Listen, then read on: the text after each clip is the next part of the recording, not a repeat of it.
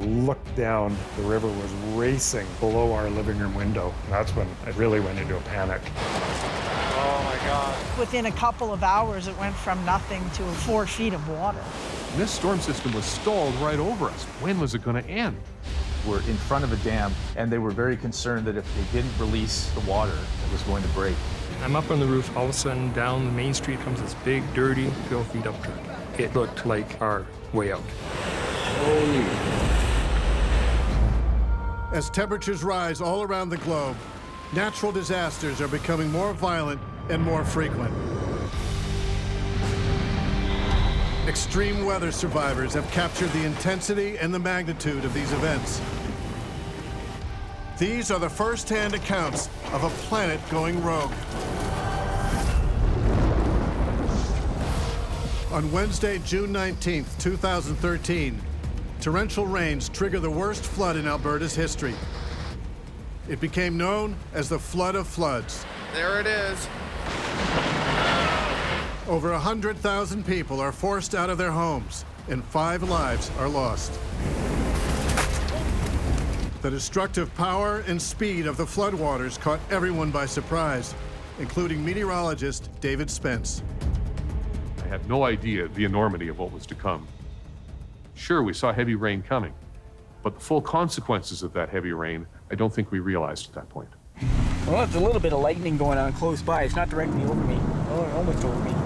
Look at the snow. Up in the Rocky Mountains, layers of snow that have accumulated over a long, hard winter are still melting. So somewhere just south of Canmore, and it is just freaking storming out here.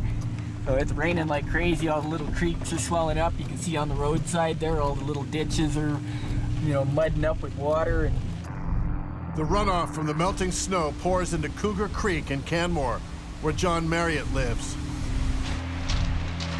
It was just incredible. There was all of a sudden water in there, a couple feet worth of water in there. And we were quite excited, thinking, wow, never seen Cougar Creek actually flowing before. So took a couple of videos and went to bed and didn't really think anything else of it. What John doesn't know is that southern Alberta is about to get slammed by a perfect storm of powerful and diverse weather systems. June 13th, I noticed that there was a big low-pressure system in the Pacific, off the west coast. And these things develop all the time, but this one was just hanging out there, and it stayed out there for several days. And then it made a connection with the jet stream and started to move to the east. And then it hits terrain, it hits the foothills and the mountains, and that causes the air to move up. Added to that, we had something called an atmospheric river. That atmospheric river drew some moisture all the way from the Gulf of Mexico, connecting with this circulation, and it's just like the low-pressure system itself. When that moisture goes up the slope, it rises, cools, condenses, and generates even more rainfall.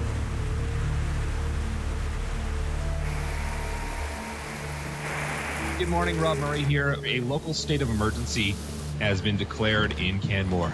Sorry, give me a second to catch my breath. I was right upstairs. Whew.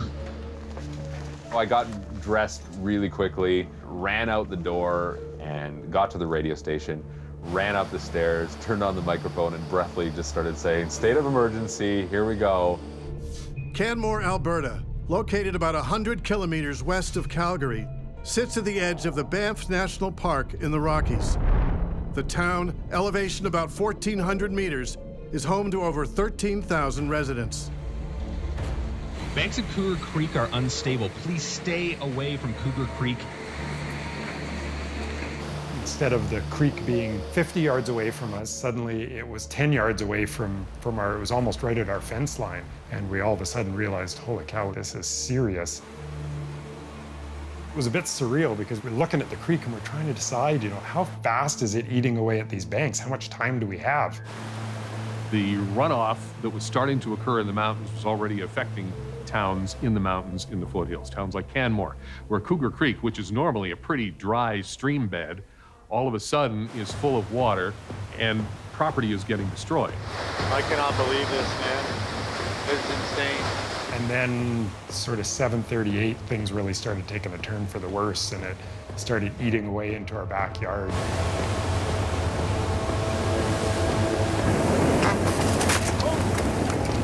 I put in a call to my insurance company at 8 a.m. and they phoned me back at 8:01. As soon as they opened and said, you're actually not covered under insurance. This is unbelievable devastation. I cannot believe it. These houses are all screwed. I remember this moment. I walked into my living room and I looked down, and right below me the river was racing, literally below our living room window. And I thought, I got to get out of here. I should not be standing here. That's when I think we both really went into a panic. We thought we were going to lose our house at that point. And I just turned around and walked straight out of the house. Our planet is in turmoil, and I'm watching it with my own eye. Like, this is a 100-year flood. This stuff doesn't happen. This is just unbelievable. I cannot believe it. It is flowing like crazy. There is some major erosion on the banks. And wow, I've never seen it flowing like this before. So again, town of Canmore has declared a state of local emergency. The first call I made was to my wife, like, you have to leave. You have to go now. Pack up a bag, get the dog, the cat, our 2-year-old child at the time, and just go. It was absolutely pouring rain. Not only was Cougar Creek flowing, but pretty much any mountain creek around here were raging torrents that were carving a path of destruction through roads, highways, anything in their path. Highway 40 in Kananaskis closed in a couple of sections, north end of Kananaskis Village, another in the south end at Fortress Junction. Oh no, this is no good. I don't even think we can get into the tap.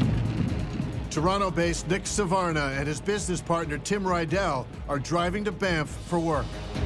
While we were near Canmore, we started to notice water going over the highway, torrential downpour. It was ripping down trees, bringing trees along the side, and it's actually going to wash it out. Doesn't look too good. Oh no. We came up to a wall of vehicles, and we were told to get off the highway because it was about to be washed out.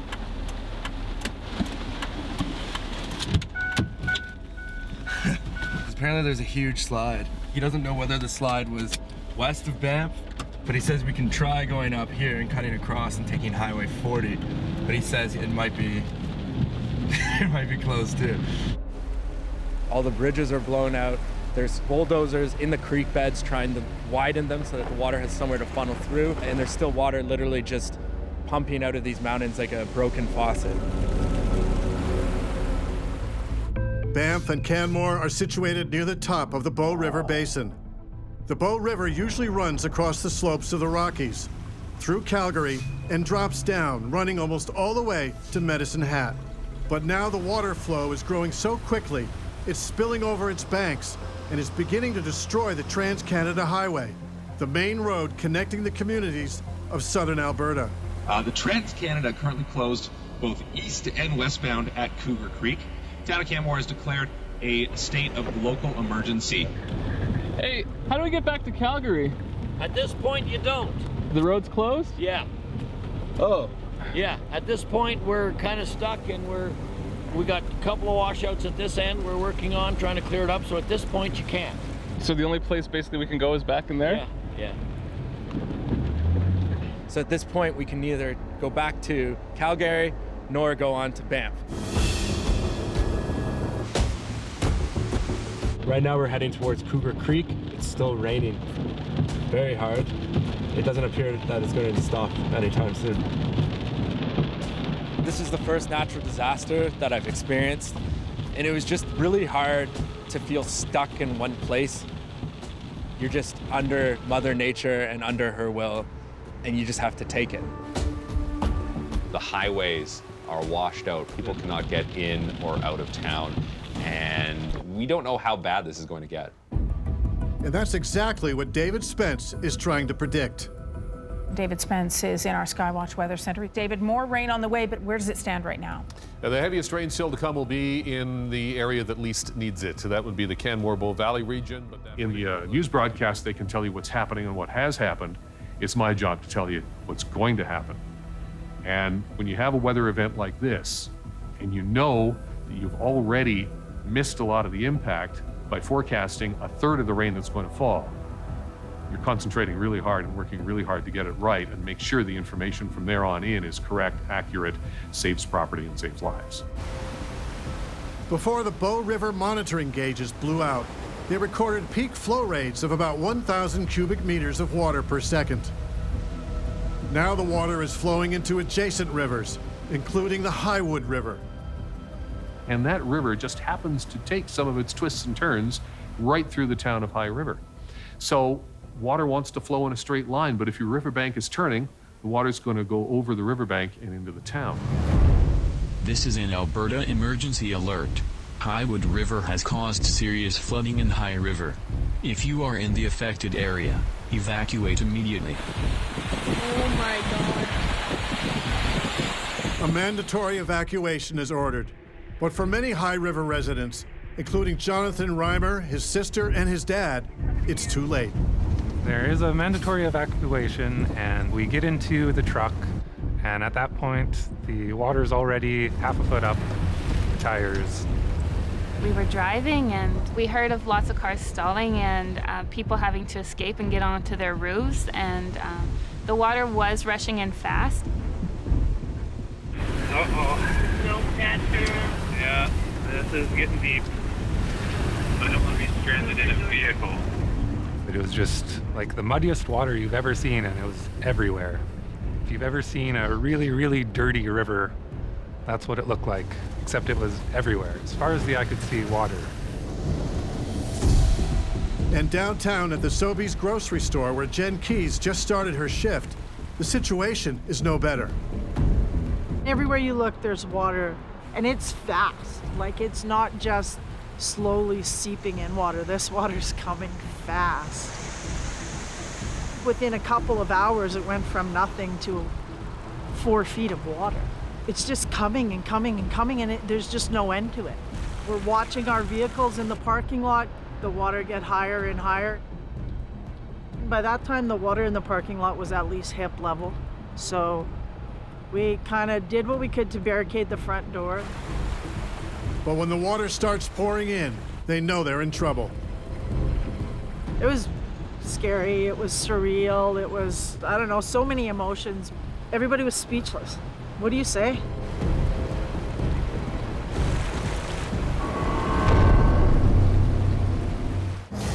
On June 20th, 2013, the flood of floods is turning large parts of southern Alberta into a disaster zone. This is unbelievable devastation.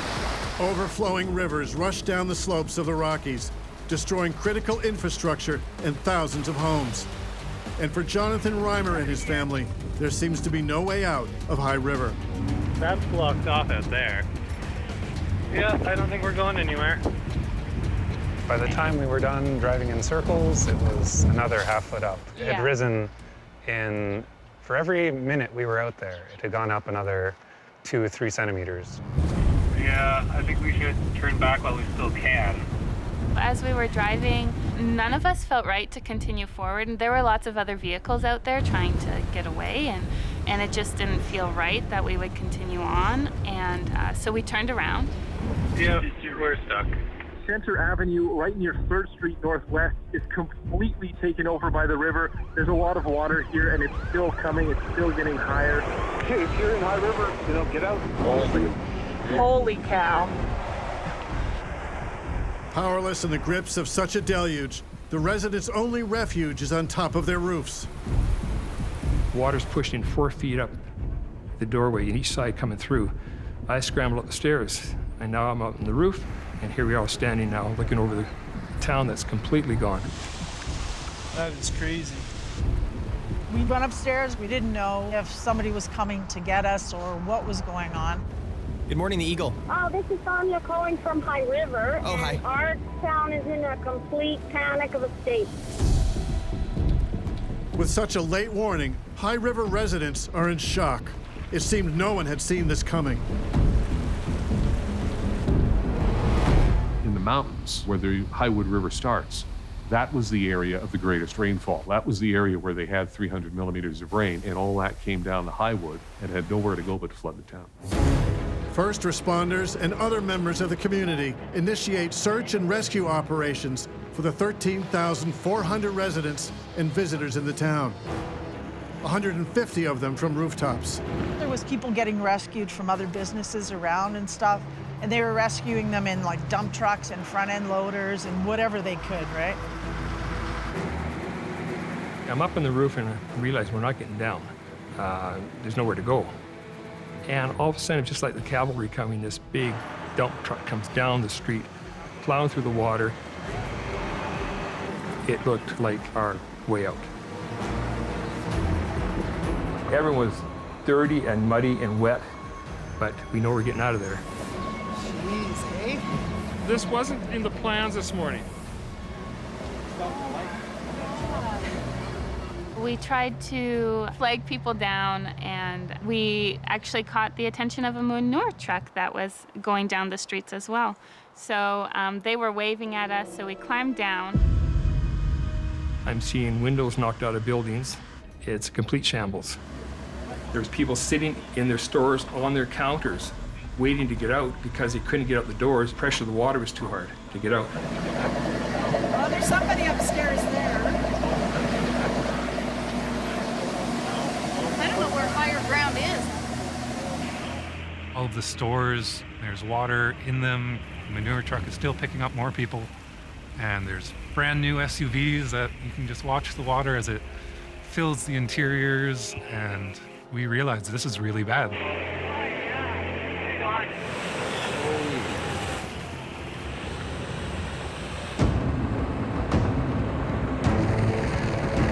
And then we heard helicopters. Somebody went out and we flagged the helicopter down to let them know that we were in the store. And then we started sending people to the back to go up the roof.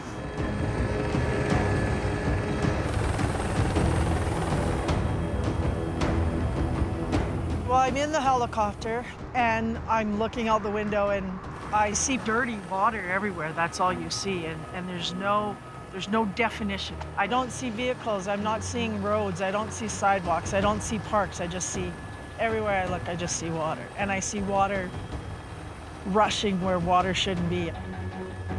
That's when I think to myself, holy crap, like this is crazy. This is bad.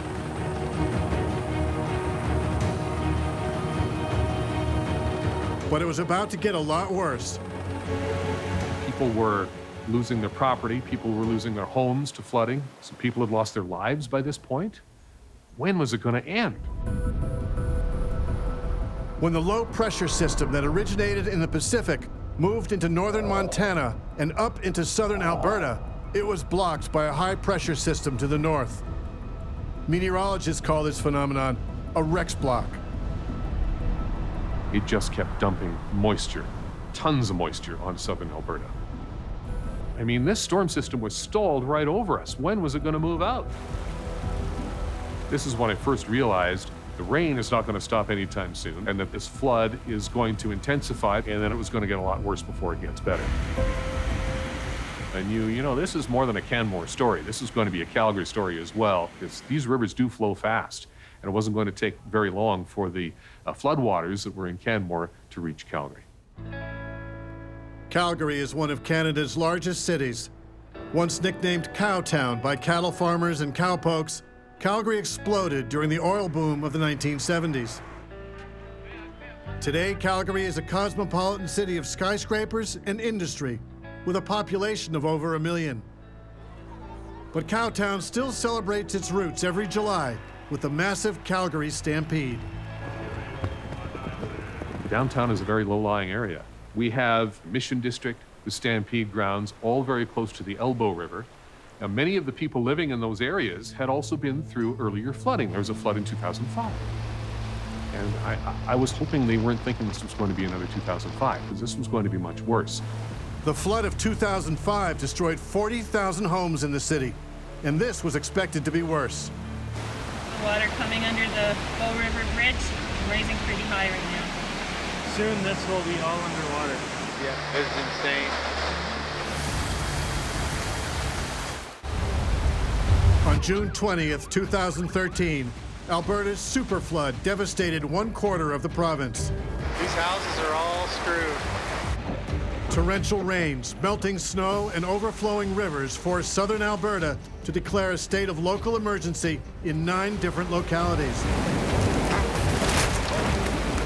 And as a raging river of angry floodwaters rushes towards Calgary, John Marriott in Canmore wonders if his house will survive. We are going to stay here. We feel it's safer for us here than going downtown and being just part of the chaos down there. You know, it kind of also allowed us to keep watch on our house a bit, which we were concerned about. We kind of wanted to be there if it went.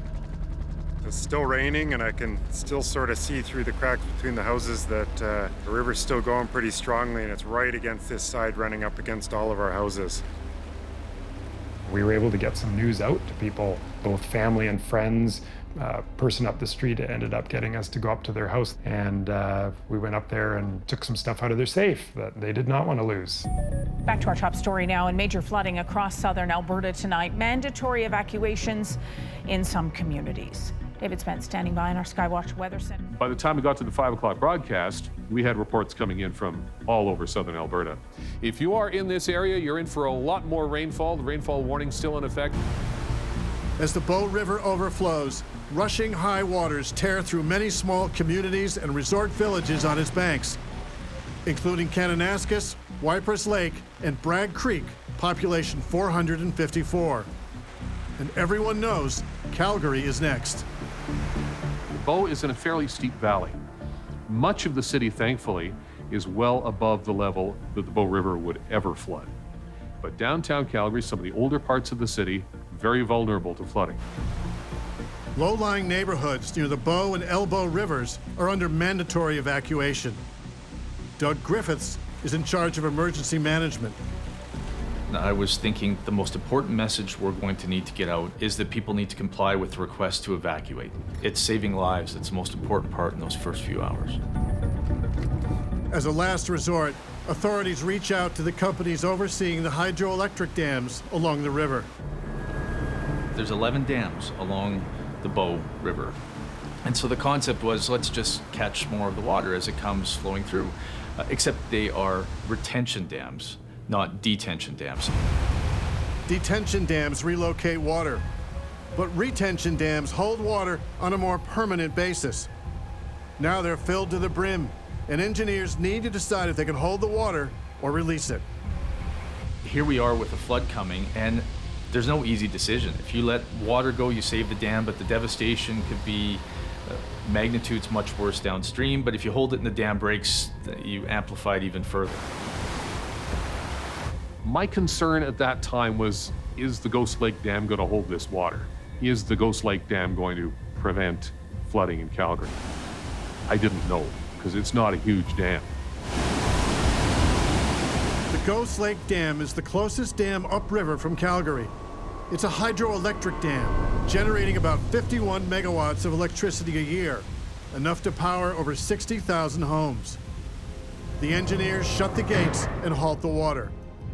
With the Bow River gushing at a rate of 2,300 cubic meters of water per second, the reservoir is now full, and engineers have no choice but to release some water onto the spillways.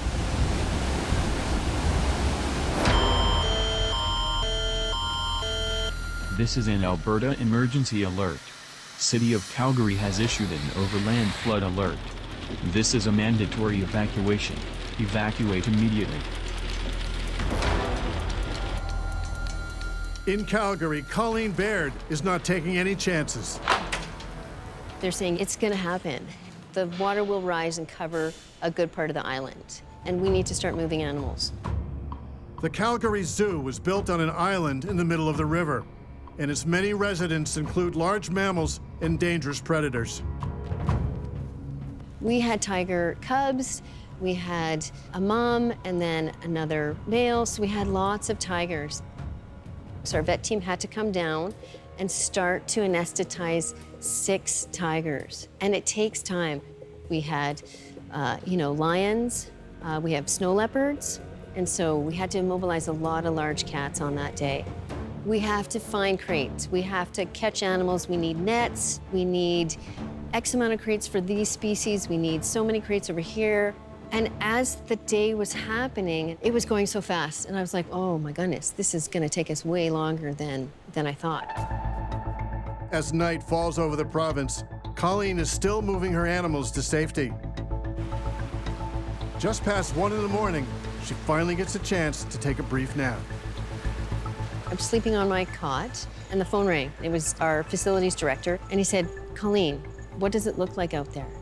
I get outside, and I see, for the first time, water, and a lot of water. And while they moved as many animals off the island as they could, some are still in their enclosures. We went to the building where the giraffe and hippos are being kept, and I noticed that the window's broken below the water. And I was like, oh my goodness, a hippo could escape here. A hippo could leave this building and come and share the same space where I am in this boat.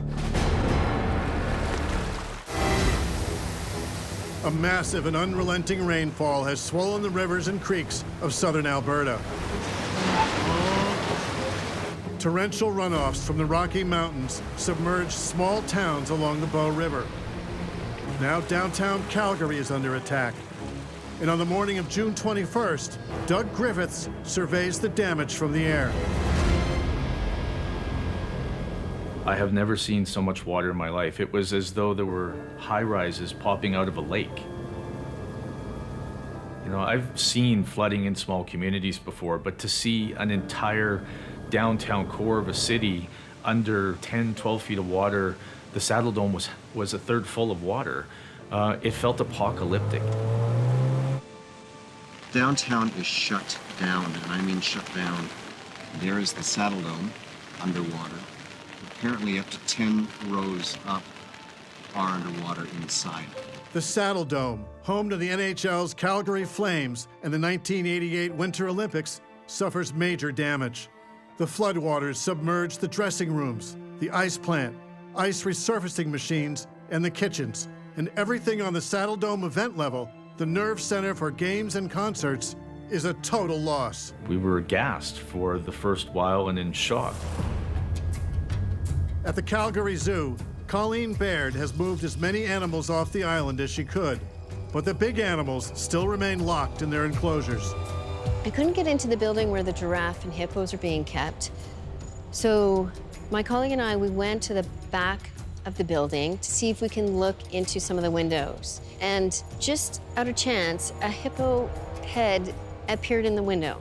And I had that wonderful moment where I'm like, oh, thank goodness, the hippo is alive. And then he goes underwater, and I noticed that the window's broken below the water. And I felt at that point, a hippo could escape here. A hippo could leave this building and come and share the same space where I am in this boat. As well as being rather large, hippos are also rather aggressive, especially when defending their territory. At that point, I didn't know where the hippo was, and my colleague and I, we had to act. This hippo needed to stay in this building. We had this container full of straw, the metal container. We were able to get it in position, open the doors, sink it, flood it, and secure it in front of that window so that a hippo could not come out that window. So he was contained and in the building. At that point, we knew that we were safe, and we knew the hippos were secure.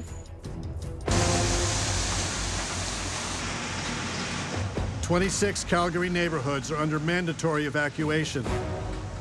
But a few good neighbors are staying behind and volunteering to help.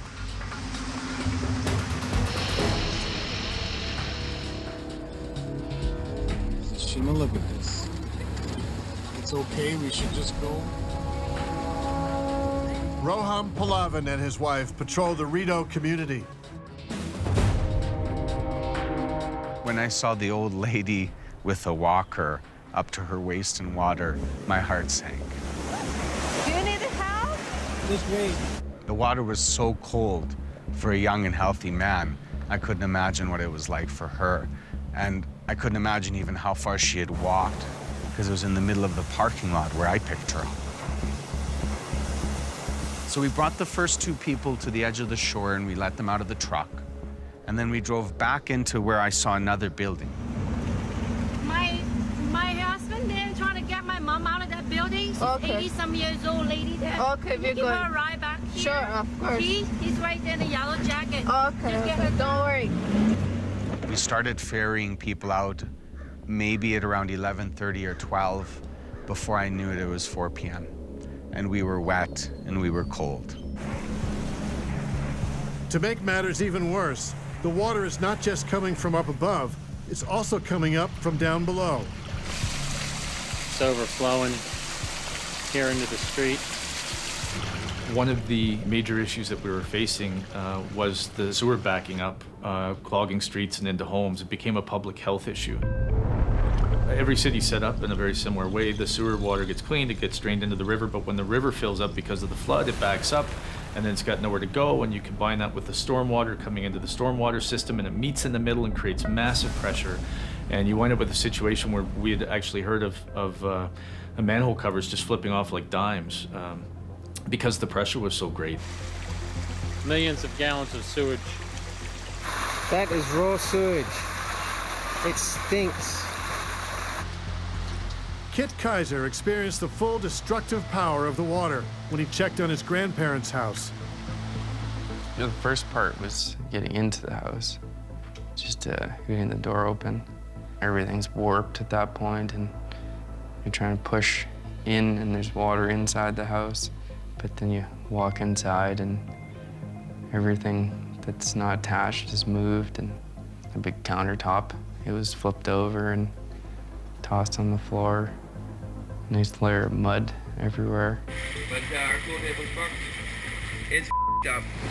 The flow of water is unstoppable, and all the authorities can do is to give residents advance notice of the impending disaster. There was no way we were going to be able to stop the water that day. Getting people to safety was the most important aspect, and it was for those that afternoon that were flooding, but also to give advance warning to the communities downriver that the flood was still coming to hit. Look at this, it is an ocean. It is an ocean. It is an ocean. Did I get off this bridge? Yeah, hurry. Downstream from Calgary at the bottom of the Bow River Basin, the people of Medicine Hat know they're sitting directly in the path of the oncoming flood. And many people, like Damien Voisin, prepare for the worst. Just the community getting together. I'm sorry the video's shaky. That's my hands shaking. So I've been going steady for the last 5 hours. So we're watching on the news this devastation that happened in High River and how Calgary's being affected by this, and they're getting hit pretty hard. So we've come to the realization it's coming here. We better get ready because, you know, we don't know what's going to happen. They have no idea how bad it's going to be. Evacuation order, so let's get as much done to help people out as we can. A bunch of people came. It was great. Some people were just bringing in coffee and donuts because they couldn't do the physical part, so that was their part. And other people were just helping with the filling of the sandbags. Other people were carting them to where they had to be. And we were helping one house, the other house. It didn't matter. We were just helping each other.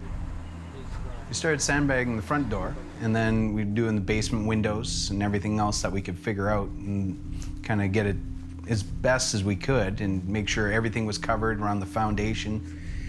And now we're just plugging up the drains as best we can to prevent it from backflowing into the house.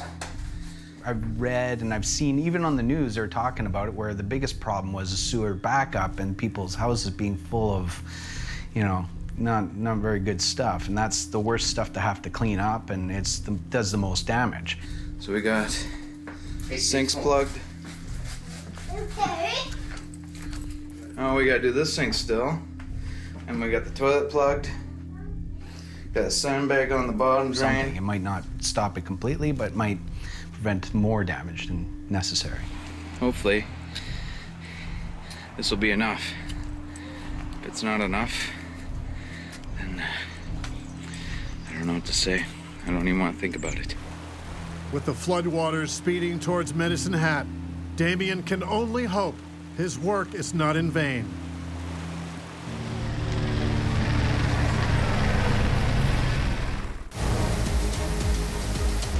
A torrential rainfall over southern Alberta has triggered the worst flooding in the history of the province. Our planet is in turmoil. Like, this is a 100-year flood. This is just unbelievable. I cannot believe it. But there's no denying it.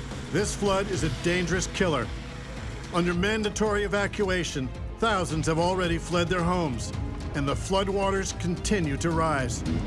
Holy cow. Look at this. It is an ocean. Dad, get off this bridge. Yeah, hurry. With homes and now critical infrastructure at risk, Doug Griffiths, the Minister of Municipal Affairs in Alberta, calls for reinforcements. We had the Army who had joined us with 2,200 troops. We had the Alberta Sheriff's Department and the RCMP coordinating for search and rescue. We had a massive amount of personnel had come together from all sorts of emergency services across the province, which made the rescue efforts very successful. Helicopters are dispatched, including a Lockheed C-130 Hercules, to help evacuate people stranded by the floodwaters. Emergency operations are in full force when meteorologist David Spence realizes there's a break in the weather system. At that point, we started to see the storm starting to move. So not only were we able to go on the air and give people the information they needed, we also gave them the information they wanted to hear, which was that the storm was finally going to pull out. Well, the news from the Skywatch Weather Center is all good this morning. All the warnings have ended, not only in Alberta, but in all of Canada. There are no weather warnings. So it was kind of a cathartic situation that we were finally able to say, hey, this thing's winding down. This thing's coming to an end. Under sunny skies in Canmore, Nick Savana and his business partner Tim Rydell are on the move. They got a tip that one side of the TransCanada Highway had been opened, and local police were providing escorts for a few small groups of vehicles headed towards Calgary. Woo! Are we going home? Yep. Dude, what luck! What luck! All right, here we go. Here we go. Being able to get on that highway and be escorted out of the mountains towards Calgary, we're jumping for joy. We're slapping the steering wheel. We're excited. It was just pure happiness at this point and relief.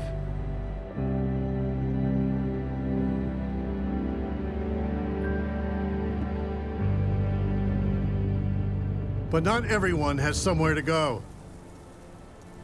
When the Bow River spilled its banks, several large Siksika First Nation communities an hour east of Calgary were devastated. They had over 1,000 people that needed to be evacuated, if I recall, and 200 homes that were destroyed because they were down near the river too. And they were just as devastated as any of the other communities that we worked with. The flood destroyed or damaged 1,000 Medicine Hat homes. But when the rising waters stopped short of expected levels, some owners caught a lucky break. It looks like the water didn't even touch it. Looks like it was all for naught, which is better than frickin' anything I can imagine. I mean, you feel bad for the houses that were affected, but it wasn't, you know, up to your second story or the whole floor, you know, taken out or anything like that. It was mostly basements and, you know, some people's backyards, but not just total devastation. But no, this is awesome news. Awesome, awesome, awesome. Not everyone was so lucky. Authorities confirmed that 4 people lost their lives in the disaster. And a 33-year-old woman, Jackie Brocklebank from High River, was still missing. For 2 days, Jackie's family searched the evacuation centers in and around High River in vain. Then Jackie's mother received word that her daughter's body had been found. She'd lost her life in the floodwaters. My understanding is that the water came and Jackie got hit by debris. Just a few hours before she was killed, Jackie saved the life of a friend. I think it's really important that High River remember the lives that were lost, and she was an important part of this town. Jackie's death raised the death toll to 5. As waters slowly recede in Calgary, they tell a different story in High River. The town, named after the Highwood River that runs through it, is up to its neck in filthy, stagnant floodwater. With the immediate disaster behind us, we had to try and hire the right team to come in and do the cleanup. Commercial divers, bulldozers, and truckloads of gear are brought in from all over the country, including some high-capacity mobile industrial pumps. We had worked out a strategy with the Emergency Operations Center in High River and the crews to build berms to divide up the community so that we could start to pump it out section by section, so we could at least start to free up some homes so that people would have the chance to go back and assess the damage. High-volume pumps can suck in 45,000 liters a minute. Smaller pumps can suck 3,400 liters a minute. Combined, these pumps push out 400 million liters a day. But despite all this technology, some houses could not be saved.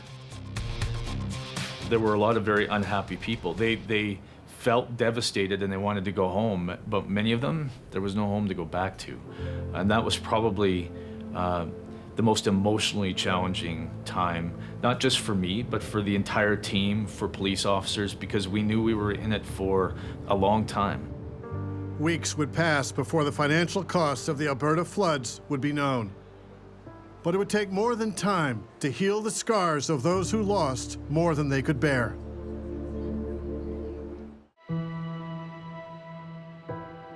Two weeks after the worst flood in Alberta's history, some residents are allowed to return home. And John Reimer and his family are among the first to return to High River. Everything is caked in layers and layers of mud.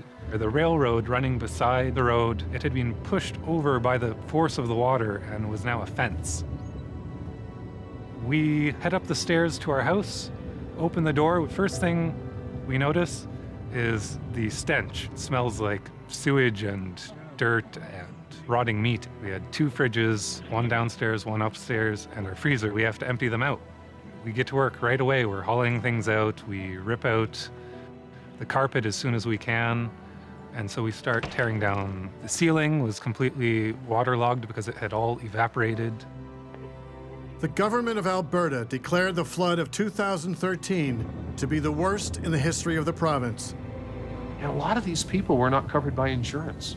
So that perhaps was the most difficult part of the recovery, is just seeing the people who truly did suffer and knowing that it was going to be a very long time before they were able to come out of it.